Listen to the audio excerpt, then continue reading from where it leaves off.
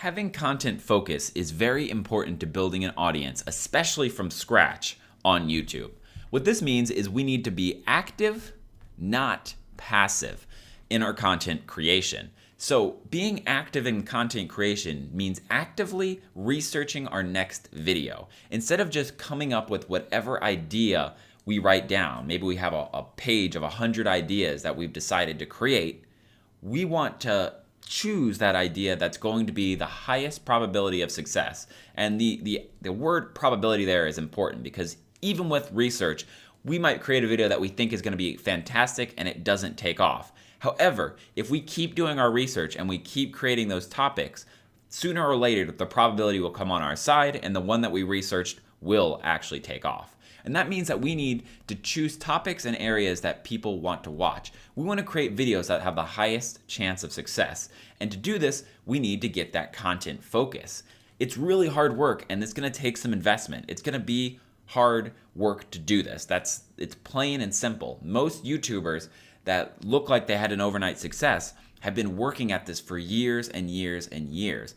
A neat quote here is that most overnight successes have about 10 years to get to that point. Now, it doesn't have to take that long in reality, but it's important to realize is that anytime we look at these big YouTubers and we're like, wow, they just came out of nowhere and now they're really popular, they probably worked really, really long, hard hours beforehand creating content for maybe other companies or creating ideas or creating that first video that they really wanted to take off with before they actually got that overnight success.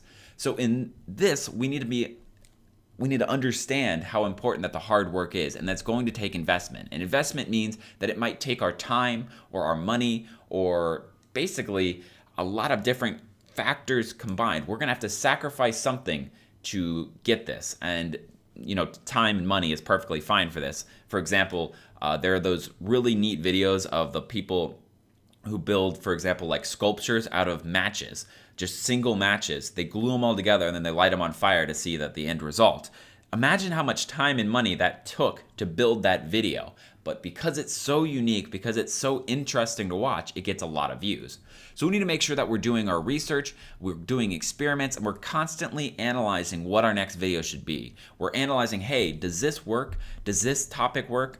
Does this area work? And through that, we'll keep expanding our video and creating those videos that are high chance for success. And so that's what this whole section is going to be about. Some ideas and techniques to do that, to do some research onto what our next video is so that we have that high chance of success. Now that we have maybe a good base of where we might want our channel to go, let's talk about actually building up an audience. And one of the most important ways to do this is to post a mix of growth and uniqueness on your channel. So you want videos that both draw people in and that keep people to the channel. The videos that draw people in are going to be on sort of fads or on solving a problem, like for example on tutorials. And the things that are going to keep the people there are unique features. They're going to be something that only you have covered. These videos aren't going to get as many views as the ones that draw people in, but what they're going to do is they're going to keep people subscribed because they're going to be something that they can't get anywhere else. So they want to come to your channel to see this content. So even though that it's so niche that it isn't getting a lot of searches, your audience is going to get a lot of joy out of them and they're going to continue subscribing because of them. Justin Odisho does this very well. You can see that he has tutorials, so top 10 effects, 5 things no one will tell you, stuff that draws people in. And then on top of that, he has these videos that sort of keep people there. He has the podcasts of basically local filmmakers. That's something you don't really see anywhere else on YouTube. So he has these things that draw people in, and then he has these things that keep you there, that keep the uniqueness to the channel and that create something that only you will find on his channel. And that's really important to have this sort of balance between the two aspects. You don't want to go too far to just posting growth videos because you'll get a lot of views, but no one will want to stay. I've seen channels with 3 million views and only 2,000 subscribers. It's because they create these compilation videos that are just on basically whatever they want at whatever frequency they want. And it basically what it does is it creates these videos that are shareable, people enjoy them, they watch them, but they don't subscribe to the channel because there's nothing really that they'll get from it. There's no uniqueness except maybe more compilation videos. And so a lot of times you'll see these channels that have this weird dynamic, and it's because they're posting too much growth. There's no personality, there's no sort of soul behind the channel, and therefore you don't get that continuous audience that'll subscribe to you and will either watch your videos or maybe buy your products down the line or something like that. So you won't build the audience. And if you go too far on the niche side, you just won't get any views. Everything will be way too far into a niche, and therefore people aren't actually going to be able to come to your channel. When they do come to your channel, you get a nice slow growth, but you won't have those sort of videos that pop that bring people to the channel.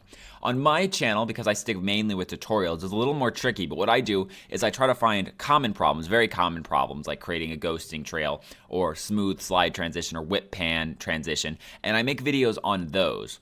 These are the things that sort of bring people to the channel, stuff that people are looking for constantly. And then I have sort of very specific tutorials after that, something that people aren't going to search for often, like the text shine effect and the animated glass overlay effect and the mirror effect, the heat wave. These sort of things are unique to my channel. There aren't many other or any other tutorials on these subjects. So people will come to the channel through these gateways of these popular things, and then they'll stay with the channel to see these other transitions, these other sort of really unique features that no one else is teaching right now. And so you want a very good balance of this. Usually it's a good ratio, about maybe 1 out of every 5 videos make it a growth video. The other 4 sort of make them niche videos. And this will change if, like, for example, you're posting weekly content, then maybe you want to make every other one sort of a growth, and then you have unique sort of stuff. You want to sort of find that balance so that you get people viewing your channel, and then you get people to stay on your channel as well. Another thing to do to get your audience to start building is to find a problem and to solve that problem. So whenever you create content, a lot of times it is just for entertainment value or just a very simple educational value. But if you can create content that solves an active problem, then you will get a lot of views and therefore a lot of exposure and more chance to grow with subscribers and things like that. So what you want to do is you want to find a problem in your niche. And this can be harder or easier depending on what your niche is. So for me, I make tutorials. It's actually a little bit difficult to find something that no one else has created a tutorial on. So a lot of times what I have to do is I have to either think of a problem that I've had in the past and create a video on that, or go look at some common high sort of traffic videos and then see if the problem was solved, if a lot of people like that solution. And if they don't, that's sort of my opportunity to jump in and solve the problem myself, to figure out a better way, a faster way, a more efficient way to do it. And so finding these little spots is really important. For example, it might even be if you are let's say you're a snowboarding channel and all you do is post snowboarding content. Maybe there's no good reviews, video reviews of, Mount Copper or Copper Mountain, I forget which one it is, in Colorado. Maybe there's no good reviews of that, and that's a problem that you can solve. If you live near the area, maybe making a day trip out there and making a video on a review of that would be a very good thing, because there might be a lot of search volume for people looking for video reviews of that area. And if you can create that, if you can fill that little hole, then you'll start getting really good organic traffic and you'll start bringing people to your channel. So, creating sort of cliche content isn't the worst thing in the world. I mean, everyone needs their sort of base videos, but looking for things to share, looking for things that are going to get shares, that are going to solve a problem that people are going to get actual value from, that's the best way to start building up your YouTube channel. One of the things that I did was I researched a couple of topics, some really high, some topics that I thought that people would search for a lot. And through researching these, I created a couple of videos. And at first I didn't do very well, but over time they actually started to fill the niche more and more. And one of my videos, How to Reduce Grain in Premiere Pro, actually has 172,000 views. And that's just from about a year of viewing. And all it is I just found a way to do it without plugins. It isn't the best. I tell everyone that, you'll probably want to use plugins if this is professional, but here's a way to do it without them. And this allows people to have a separate option, something that no one else has taught before. And when they check in this, they'll see that other option that they can use. And so finding these sorts of areas, finding these niches, if you're a vlogger, finding places to review, or if you are, a crafts person, finding a way to create something that a lot of people want to create, but they don't necessarily have the skill to do it, so maybe you find a way to do it in a less skilled manner. There's a lot of ways to do it. All you need to do is think, what's the problem? how can I solve the problem? So it's simple. What's the problem? How can I solve the problem? If you get that down and you make videos on that sort of content, you'll start gaining a lot of organic traffic and people will start coming to look for you because you can solve the problem. So create content to solve problems. That'll be a fantastic way to get your YouTube channel to grow. Another way to create content that will start getting some organic views is to create what I call piggyback content. So what you're going to do is basically find a video that is really popular in your niche. A lot of times it's really easy just to go to YouTube and search whatever your niche is. So in this situation, I'm searching snowboarding. And you'll see that these are the most popular videos for snowboarding in the past, whatever, I think it was a year or whatever. YouTube sort of filters it to whatever it wants. You can change it from relevance to like view count, for example, and it'll give you the most viewed, and just sort of play around with this and find some popular stuff. And what you want to do with this is you want to find a video that maybe you could do something on, something that you can piggyback off of. People love second opinions. So whenever there's only one opinion out about something, it can be sort of sort of one-sided. People want to, if they want to travel somewhere, they don't just want to watch one video on it. They want to watch 4 or 5 videos on it. If people want to learn something, they don't want to watch one video. They want to watch 4 or 5 different tutorials that all teach it in a different way. And so what you can do is you can fill in one of those slots that people will watch. So what you want to look for is content that is very popular, but maybe only has one video on that subject. Maybe it's only 2 videos on that subject, and they're completely different. You want to find a way that you can sort of put your video in there. You can slide it in there and piggyback off of these other people's successes. The reason this works is because YouTube has a related videos sort of thing. And once it realizes that a person is watching maybe 2 or 3 videos on an Italian resort, it'll start recommending videos that are similar to that. And if you create a video that is similar to that, it'll recommend your video for them. And therefore, you'll get that organic content. So here, if we were searching for snowboarding, we could go down here, and one of the things is maybe tips for snowboarding with style. Maybe I'm a really good snowboarder, and that sort of rings out to me. I could create a video similar to this one, it's my tips on snowboarding with style, and put it in there. And it'll start getting some of the views from this video. It'll start, people will come to this one, and then they'll get recommended to my video. And so you kind of want to jump in here. You want to find what is being popular and then create a video that's sort of along the lines of that popular. Don't just copy and paste someone else's work. Find a better way to do it. Find a different angle of approach. Find a better way of talking about it, or maybe a different way of talking about it. Maybe if it's like a vlog or a location, like if we went and we searched for something like the Cinque Terre, which is a very beautiful place in Italy. We can see that there's maybe some vlogs here, maybe the Cinque Terre, that's sort of like an informational one. Maybe we can do it in a different way, a fun way, something that is different than what's been done before, but that still will piggyback on all of this success. So finding some piggyback tutorials or finding some piggyback videos are a great way to sort of create a little content and to draw a little bit of sort of that view power from these videos into your channel, and to start getting people that are already interested in the niche to come to your channel as well, which is great for growth.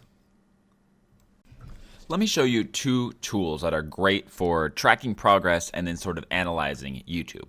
The first one is a website, and it's socialblade.com. This is a really popular tool, and it's fantastic for looking at different channels and looking at sort of their growth and their daily sort of influence. So one of the people that we've looked at before is Justin Odisho. All you have to do is just type a name in the top left and then select it. And what you'll see right here is that we actually have a rundown of all their statistics.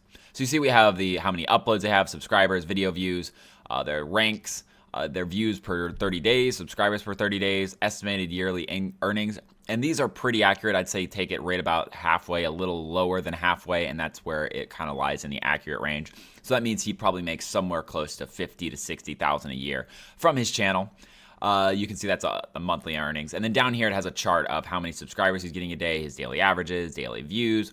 And what it shows you is it gives you this graph. And I find this graph one of the most important things, because if you take this graph and then, for example, you go to youtube.com and search for Justin Odisho, what you can do is you can kind of create like this little analysis. So if I like bring this to the right and I bring this one up to the left over here, what I can do is I can go into his profile and sort of try to time up some of this stuff. So if I go into the videos, I can try to go down and you can see it's 3 months ago. And if we do a little bit of math, you can see that he started taking off right about 2016, December 2016, which is just about 2 years ago from this date.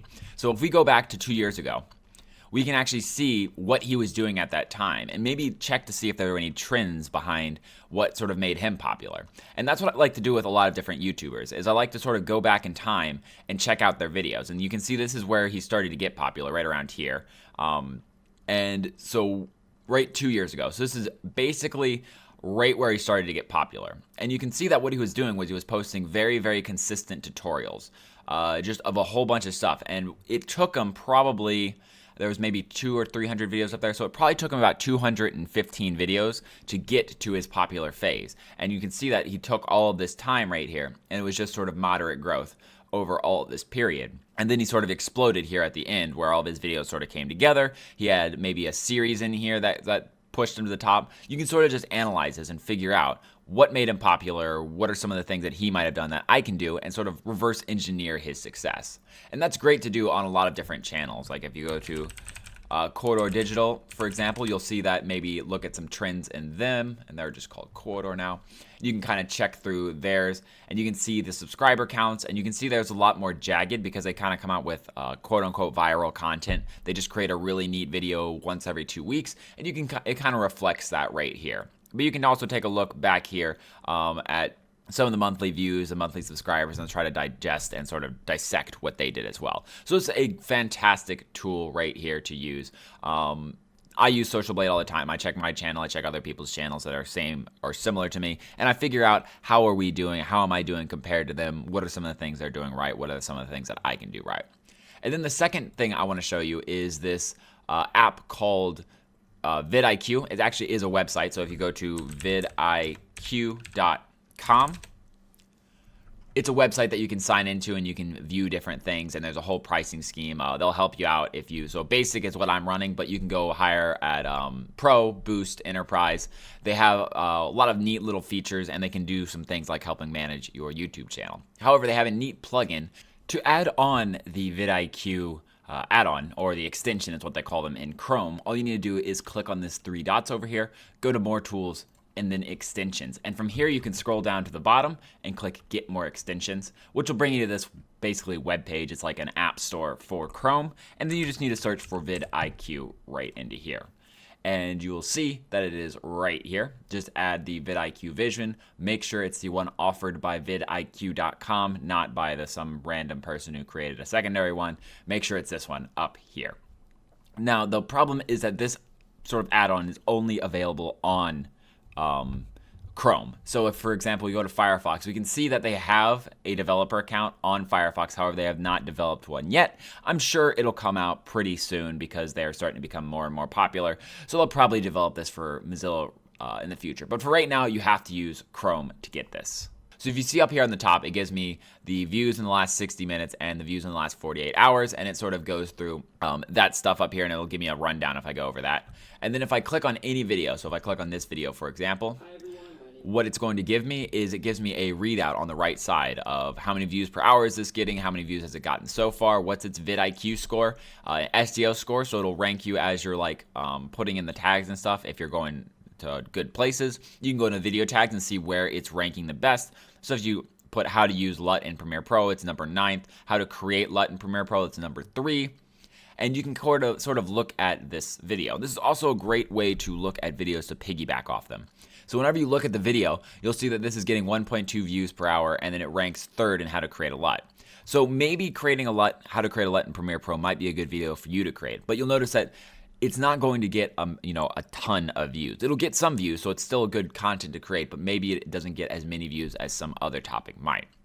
So checking this out, looking at these sort of channels and looking at their videos with vidIQ and Social Blade, you can sort of digest and dissect the channels and figure out maybe where they're going good, figure out what tags they're using, and just sort of that stuff. So these are great tools to look at that stuff. They're great tools to continue your growth, and they're great tools to analyze your own growth.